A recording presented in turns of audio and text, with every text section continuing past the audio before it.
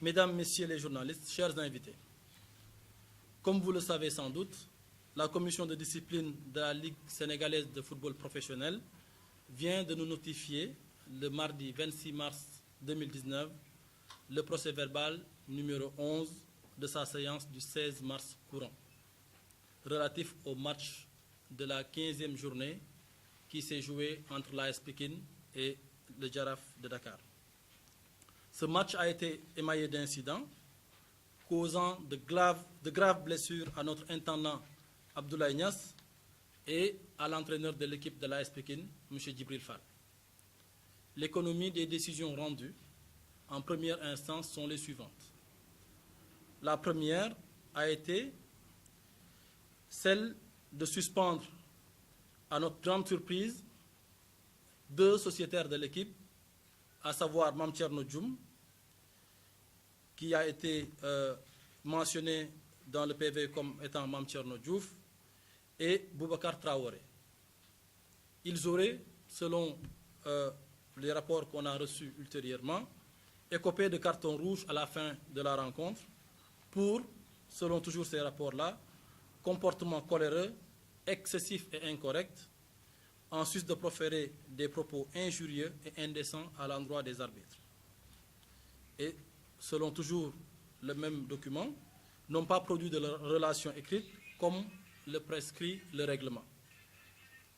La suspension, ça c'est une autre mesure, la suspension pour 7 jours et 10 jours de banc de touche d'interdiction de vestiaire, respectivement pour notre administratif Armand Diong et l'entraîneur de l'équipe, M. Djibril Fall, adossé à une amende de 50 000 francs prononcée à l'encontre du coach.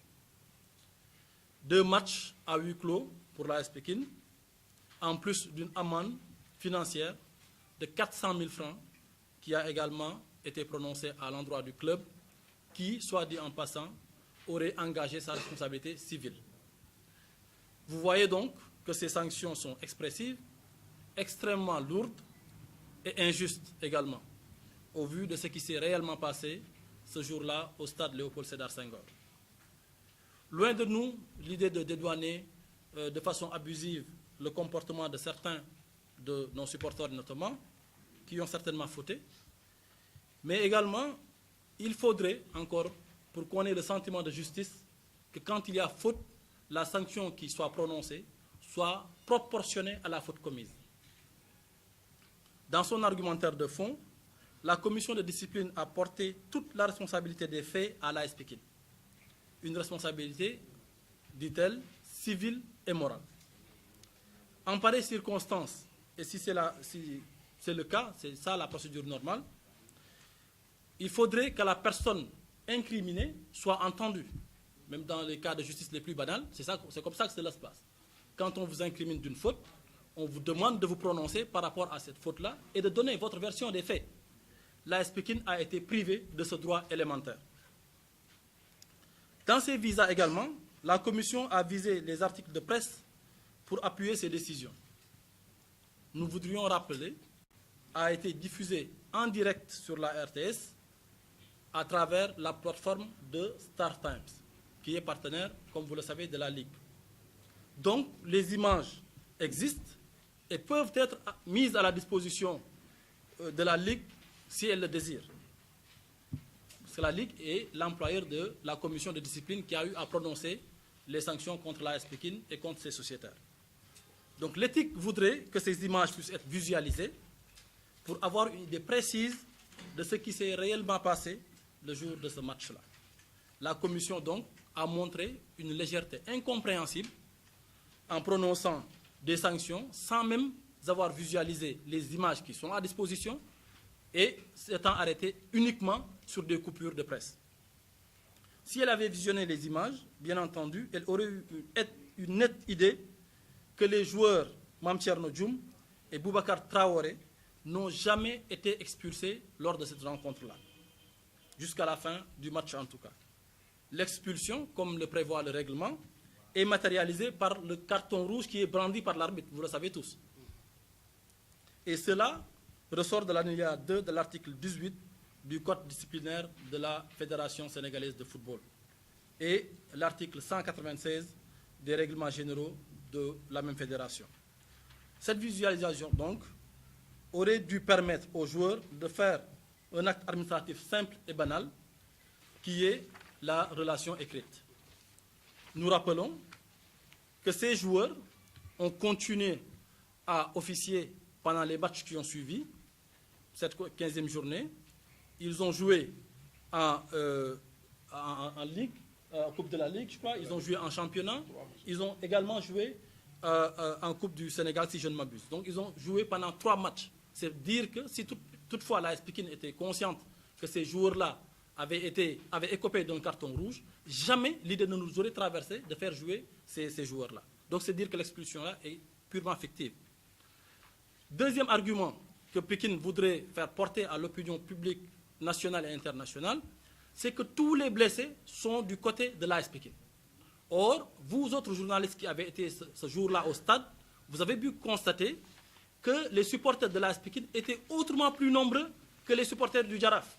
Et ça, c'est des faits que tout le monde a pu constater. Donc, cela veut dire que si on avait la volonté de faire mal, ou si les supporters avaient la volonté de faire des actes de violence, les blessés seraient comptés du camp du Jaraaf. Mais si on a compté les blessés uniquement dans le cas de l'AS Pikine, c'est parce que justement, on n'était pas là pour de la violence ou pour faire des actes de vandalisme. L'agression la plus grave a été le fait d'un élément du Jaraaf qui a été identifié et qui a été gardé en vue pendant 3 jours à la police des Parcelles Assainies. Je crois que beaucoup d'entre vous avaient relaté ces faits-là. Donc une personne qui a été identifiée, qui a été gardée en vue pendant 3 jours, et nulle part dans le rapport que nous avons vu, il n'a été mentionné la faute de quelque manière que ce soit qui incombe à l'équipe du Jaraaf. Faudrait-il le rappeler, le match s'est joué au stade Léopold Sédar Senghor. Le match a été organisé et c'est l'ASC Jaraaf qui recevait l'AS Pikine. Autrement dit, s'il y a des fautes à chercher dans cette circonstance-là, la première faute devrait être recherchée auprès de l'équipe qui était organisatrice. Parce que c'est cette équipe-là qui doit non seulement organiser le match, mais également veiller à la bonne tenue du match en mettant en place un dispositif de sécurité suffisamment clair pour que ces agissements-là ne puissent pas prospérer. Mais force est de reconnaître que ce jour-là, on n'a pu identifier que 12 éléments de police. 12. 4 qui étaient sur les tribunes, 4 qui étaient sur la main courante, je crois, et 4 qui étaient dehors.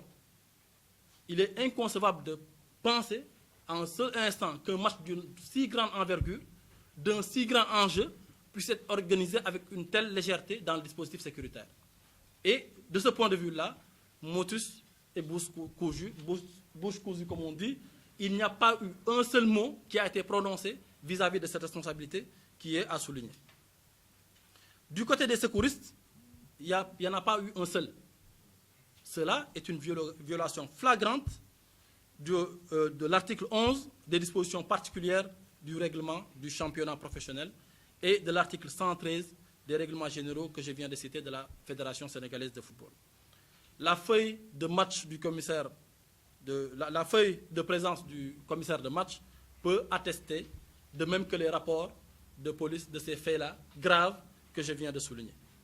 Aujourd'hui, tous les observateurs du football peuvent constater que l'AS Pikine a fait de gros efforts pour pacifier l'espace de ces matchs au sein du stade Alassane Djigo, qui est dans notre environnement naturel, ou bien entendu, si on veut faire, si telle était notre volonté, ça n'a jamais été le cas, mais si telle était notre volonté, ici où on habite, où on a tous nos supporters aux alentours, si on voulait empêcher les équipes de jouer ou de tourner en rond, bien entendu, il serait beaucoup plus facile de le faire ici. Et comme vous pouvez le constater, depuis quelques années, je peux dire depuis même des décennies ou des décades, il n'y a pas eu un seul acte de vandalisme qui a été constaté au niveau de l'AS Pikine. Les autres équipes viennent jouer, l'esprit tranquille, elles n'ont jamais été inquiétées de quelque manière que ce soit. Donc c'est vraiment souligner l'attitude responsable des supporters de l'AS Pikine que l'on peut constater depuis des années. Nous ne pouvons donc pas comprendre que la commission, sur la base d'éléments légers, puisse remettre en cause tout ce travail-là qui est en train d'être fait par l'équipe dirigeante de l'AS Pikine.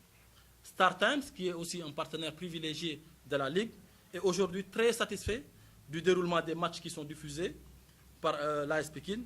Et tout cela, donc l'AS Pikine a une grande part de responsabilité dans cette pacification de l'espace de jeu, mais également dans la mobilisation que l'on constate lors des matchs qui sont joués par l'AS Pikine. Alors, nous ne sommes pas contre des sanctions, si ces sanctions-là sont méritées, motivées et renseignées. Par contre, ce que nous ne pouvons pas accepter, c'est cette légèreté dans l'instruction. Aujourd'hui, il n'y a pas eu une motivation qui a été documentée et donc qui a été faite de façon contradictoire. Bien entendu, alors, nous allons faire un recours motivé et soutenu auprès de la Chambre des recours et même aller aussi loin que les textes du football nous le permettent. Solennellement également, nous voudrons saisir la Ligue pour demander, à titre conservatoire, l'arrêt de la diffusion en direct des matchs de l'AS Pikine qui sont joués ici, dans notre stade.